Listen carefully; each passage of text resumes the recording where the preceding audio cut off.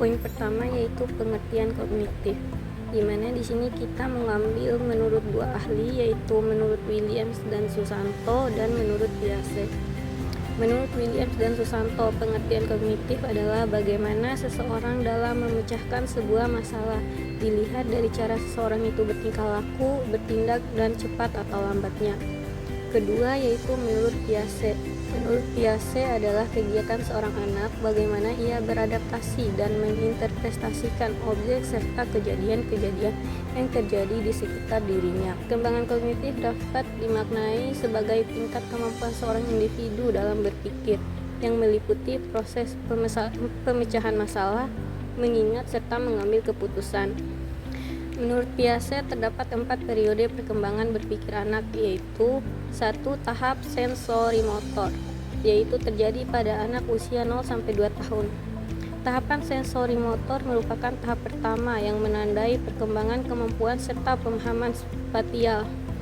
Ada 6 subtahapan dari tahapan sensori-motor, yaitu subtahapan skema refleks, kedua subtahapan fase reaksi sirkular primer, yang ketiga subtahapan fase reaksi sirkular sekunder, yang keempat subtahapan koordinasi reaksi sirkular sekunder, kelima subtahapan fase reaksi sirkular tersier, yang keenam yaitu subtahapan awal representasi simbolik.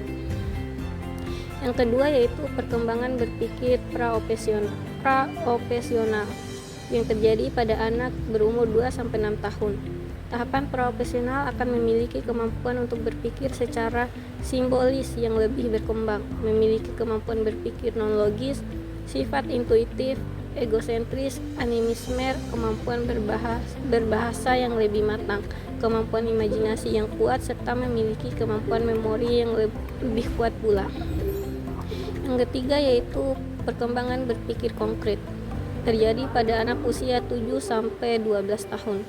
Periode ini terjadi pada anak usia dalam usia sekolah dasar. Ada ciri pada tahapan 3 ini yaitu penggunaan logika yang memadai. Yang keempat yaitu perkembangan berpikir formal. Tahapan terakhir perkembangan kognitif ialah tahapan operasional formal yang dialami oleh anak usia 11 tahun hingga ia dewasa. Ciri khas dari tahapan keempat ini adalah anak mampu berpikir secara abstrak serta mampu menalar lebih logis. Anak juga memiliki kemampuan untuk menarik kesimpulan dari informasi yang ia dapat.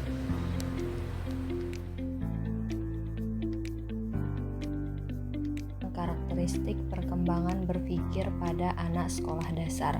Usia rata-rata anak Indonesia saat masuk sekolah dasar adalah 6 tahun dan selesai pada usia 12 tahun.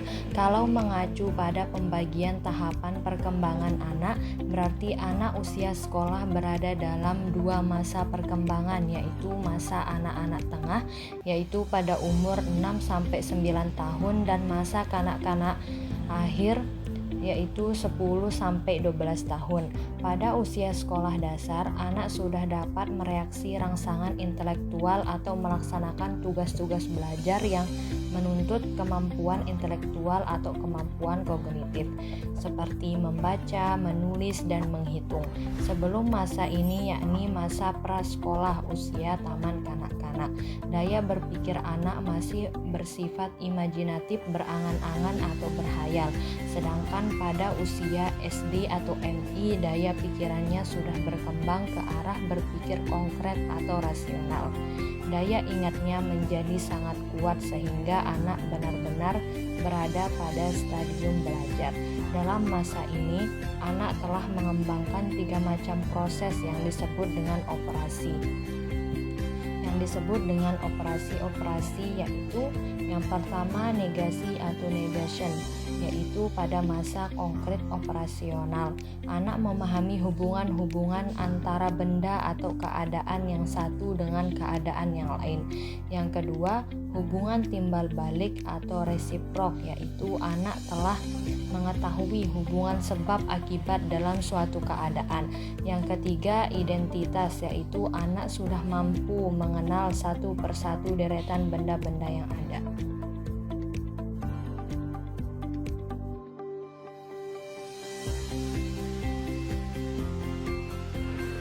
Pada observasi yang telah kami lakukan, kami menggunakan teori Piaget sebagai acuan untuk mengetahui perkembangan kognitif seorang individu.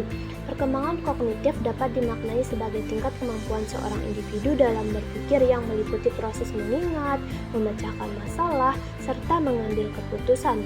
Di mana pada observasi ini kami berfokus pada perkembangan kognitif anak usia sekolah dasar yang artinya masuk pada tahap operasional konkret.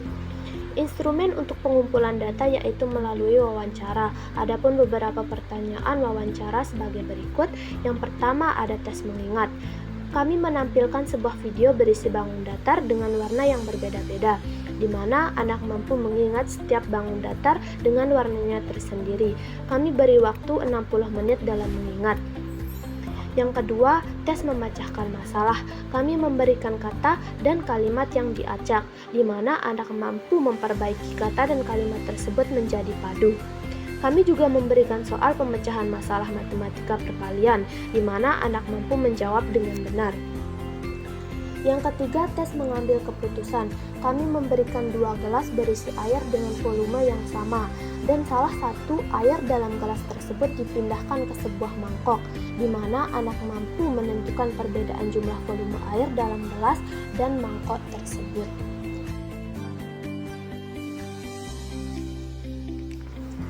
Dari hasil wawancara yang kami lakukan, kami mendapatkan satu anak yang perkembangan kognitifnya positif atau sesuai dengan teori Piaget, di mana anak ini mampu menjawab semua pertanyaan dengan benar meskipun anak ini belum bisa menjelaskan jawaban dari pertanyaan-pertanyaan di atas atau belum bisa berpikir secara abstrak atau hipotesis. Kami juga mendapatkan seorang anak yang perkembangan kognitifnya belum sesuai dengan umurnya atau belum sesuai dengan teori Piaget. Anak ini belum menunjukkan kemampuan mengingat, memecahkan masalah, serta mengambil keputusan. Bahkan belum bisa mengenal abjad dan angka yang merupakan dasar dari pembelajaran. Faktor-faktor yang mempengaruhi perkembangan kognitif pada anak menurut Piaget dalam Siti Partini 2003 nomor 4. Ada beberapa faktor yang dapat mempengaruhinya menurut teori Piaget, yaitu sebagai berikut. Yang pertama, faktor keturunan. Faktor keturunan akan menentukan perkembangan si kecil secara intelektual. Artinya, seorang anak kemungkinan akan mempunyai kemampuan berpikir yang mirip dengan orang tuanya, apakah normal, di bawah normal, atau di atas normal. Yang kedua, faktor lingkungan. Selain faktor keturunan, faktor lingkungan pun turut mempengaruhi tingkat kognitif lingkungan. Ada 2 faktor lingkungan yang paling meningkatkan perkembangan kognitif si kecil, yaitu keluarga dan sekolah. Faktor keluarga, seorang anak yang memiliki hubungan sehat dengan orang tuanya umumnya akan memiliki kemampuan kognitif yang lebih baik dibandingkan dengan anak yang tidak memiliki hubungan tersebut. Hubungan sehat di sini maksudnya adalah si kecil mendapatkan kasih sayang dan perhatian yang cukup dari kedua orang tuanya. Hal tersebut sebagai fasilitas pendukung perkembangan kognitif seorang anak. Sebaliknya, anak yang memiliki hubungan kurang harmonis dengan orang tuanya, maka perkembangan kognitifnya pun tidak baik. Faktor sekolah. Guru memainkan peran sebagai pengganti orang tua di sekolah. Di tempat tersebut, gurulah yang berperan dalam mengembangkan kemampuan kognitif murid-muridnya. Guru dan sekolah yang baik akan menghasilkan murid-murid yang berkemampuan kognitif baik pula. Upaya-upaya yang dilakukan untuk pengembangan kognitif pada peserta didik. Yang pertama, upaya yang dilakukan oleh orang tua. Upaya yang pertama yang dilakukan oleh orang tua yaitu orang tua mengontrol waktu belajar dan cara belajar anak. Anak diajarkan untuk belajar dengan rutin, tidak hanya saat mendapat pekerjaan rumah atau saat menghadapi ujian saja. Selain itu juga orang tua harus memberi waktu untuk bermain agar terjadi keseimbangan antara asupan otak kiri dan otak kanan anak. Dan yang kedua, orang tua harus memantau kemampuan akademik anak. Hal ini dapat dilakukan dengan memeriksa nilai-nilai dan tugas anak. Apabila nilai jelek, berikan nasihat atau bila perlu, berikan challenge agar motivasi anak meningkat. Bila nilai yang mereka dapat baik, maka berikan rewards. Yang ketiga, orang tua harus memantau perkembangan kepribadian yang mencakup sikap, moral, dan tingkah laku anak. Berkomunikasi dengan wali kelas atau guru kelas sangat diperlukan dalam hal ini. Dan yang terakhir, bantulah anak untuk mengenali potensi sesuai bakat dan minatnya. Jangan pernah memaksakan kehendak. berikan kebebasan yang bertanggung jawab kepada anak agar terlatih sejak dini. Dukungan dari pihak orang tua ini sangat dibutuhkan kaitannya dengan pengembangan potensi yang ada dalam diri anak. Nah, yang kedua upaya yang harus dilakukan oleh guru. Pertama, melakukan pendekatan terhadap anak. Sensitivitas guru sangat dituntut dalam hal ini, yaitu dengan melakukan pendekatan yang terpusat pada anak. Terpikat hal ini, Aunur Rahman 2017 berpendapat perbedaan individu pada peserta didik perlu diperhatikan karena faktor ini sangat mempengaruhi proses belajar peserta didik. Nah, upaya yang dilakukan guru menurut Piaget adalah membangkitkan aktivitas anak, dikarenakan dalam proses pembelajaran guru perlu membangkitkan aktivitas siswa dalam berpikir maupun berbuat. Bila siswa ingin menjadi individu yang berpartisipasi secara aktif, maka ia memiliki ilmu pengetahuan itu dengan baik. Selanjutnya, menurut Slamanto 2010, membangkitkan aktivitas anak harus dimulai dari gurunya sendiri, dikarenakan guru harus mampu memaparkan materi atau situasi yang dapat mendorong anak untuk merancang eksperimennya sendiri. Anak akan merasa terarah pada pengetahuan yang lebih mendalam sehingga dapat tersimpan dalam long term memory. Adapun upaya yang harus dilakukan guru untuk mengembangkan kognitif pada peserta didik ketiga yakni pembelajaran secara individual kepada peserta didik. Terkait pembelajaran secara individual kepada peserta didik, guru harus mau dan mampu menyalami satu persatu atau secara individu hingga menemukan perbedaan yang mereka miliki. Keempat, terkait upaya yang dilakukan guru yakni memberikan materi baru, namun tidak asing lagi bagi peserta didik ini merupakan proses pembelajaran kegiatan atau tahap apresiasi yang sangat dibutuhkan dikarenakan akan melancarkan jalannya pembelajaran dan membantu siswa untuk memperhatikan pelajarannya dengan baik. Kemudian yang terakhir, upaya yang harus dilakukan guru yakni mengorganisir interaksi sosial peserta didik.